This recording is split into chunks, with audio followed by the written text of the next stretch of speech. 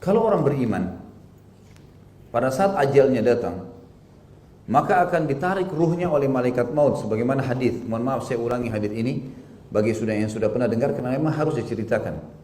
Hadis sahih berkata, atau berbunyi kata Nabi SAW, kalau orang mukmin meninggal dunia, maka akan datang kepadanya 3 sosok malaikat. Malaikat maut di ubun-ubun kepalanya, dan di kiri kanannya malaikat rahmah yang membawa kain kafan dari surga. Kemudian malaikat ini berkata, hai jiwa yang baik, keluarlah kepada pengampunan dan rahmat Tuhanmu. Ruhnya keluar, belum sesaat keluar, dan sangat mudah keluar seperti air dari mulut kendi. Kemudian ditangkap oleh malaikat rahmat, lalu dibungkus dengan kafan dari surga, lalu dibawa ke langit.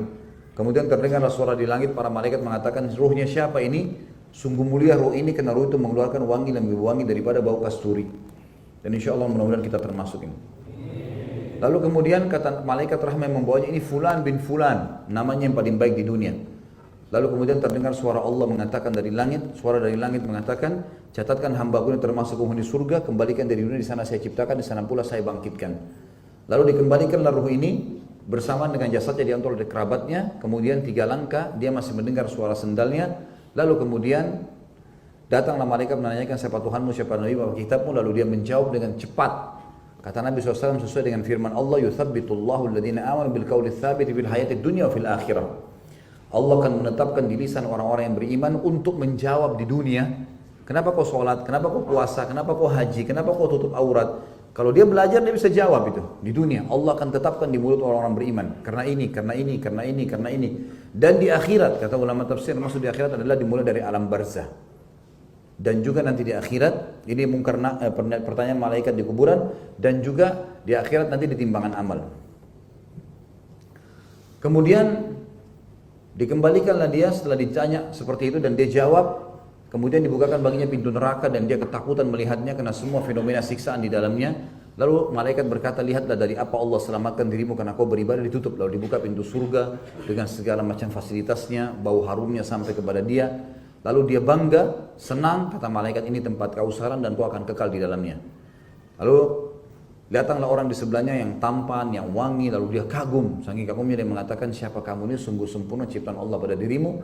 Lalu orang itu berkata, saya amal soleh akan menemani kau sampai hari kiamat. Lalu Allah pun berfirman, bentangkan kuburan hambaku ini seluas pandangan matanya dan hamparkan jalan ke surganya setiap pagi dan petang. Setiap pagi dan petang. Maka jadilah kuburannya taman dari taman surga. Kalau orang fasik atau orang kafir, datang kepadanya 3 malaikat. 1 malaikat maut di bunuh kepala, dan kemudian di kiri kanannya malaikat azab yang bawa kain kafan dari neraka. Lalu malaikat maut berkata, hai jiwa yang busuk, keluar kepada murkah Tuhanmu.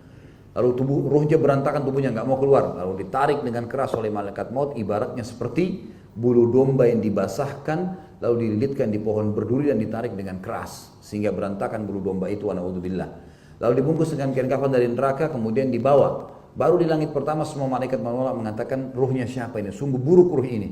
Kata Nabi SAW, karena ruh itu mengeluarkan bau yang lebih busuk daripada bau bangkai. Malaikat azab lalu berkata, ini fulan bin fulan, namanya yang paling buruk di dunia. Kemudian terdengar suara dari langit, belum masuk di langit sudah dekat. Allah SWT berfirman, catatkan hamba-Mu yang termasuk penghuni neraka, kembalikan dari dunia karena di sana saya ciptakan, di sana pula saya bangkitkan. Diantar ruhnya bersamaan jasadnya, diantar oleh kerabatnya. 3 langkah dia masih bisa dengar sendalnya. Kemudian ditanyalah kepadanya, siapa Tuhanmu, siapa Nabi, apa kitabmu. Dia tidak bisa jawab. Dia hanya mengatakan, saya dulu cuma ikut-ikut orang bilang apa. Innama aqulu kama kana yaqulun nas. Lalu kemudian dibukakan baginya pintu surga dengan segala macam fasilitasnya, dan dia bangga dengan itu, dia senang. Kata malaikat, lihat dari apa kamu haramkan dirimu. Lalu ditutup, dibuka pintu neraka dengan siksaannya, lalu dia ketakutan. Malaikat mengatakan, ini tempat kau sekarang dan kau tidak bisa lepas darinya. Maka dia pun berdoa, ya Allah jangan cepatkan waktu karena aku tidak ingin masuk ke nerakaku. Datang di sebelahnya orang yang buruk tampangnya, badannya busuk, menakutkan. Sampai dia bilang, siapa kamu ini? Sungguh buruk ciptaan Allah pada dirimu, pergi dari saya. Lalu kemudian dia mengatakan, saya amal buruknya akan menemani kau sampai hari kiamat. Lalu datanglah malaikat dalam 2 riwayat Bukhari. Yang pertama, tidak punya pendengaran dan penglihatan, yang membawa sebuah besi. Kalau besi itu dibalik oleh seluruh jin dan manusia bergabung untuk membaliknya, mereka tidak mampu membaliknya karena kuatnya dan beratnya besi itu. Lalu kemudian dihantamkan ke kepala orang ini sampai dia hancur, diutuhkan kembali begitu terus sampai hari kiamat.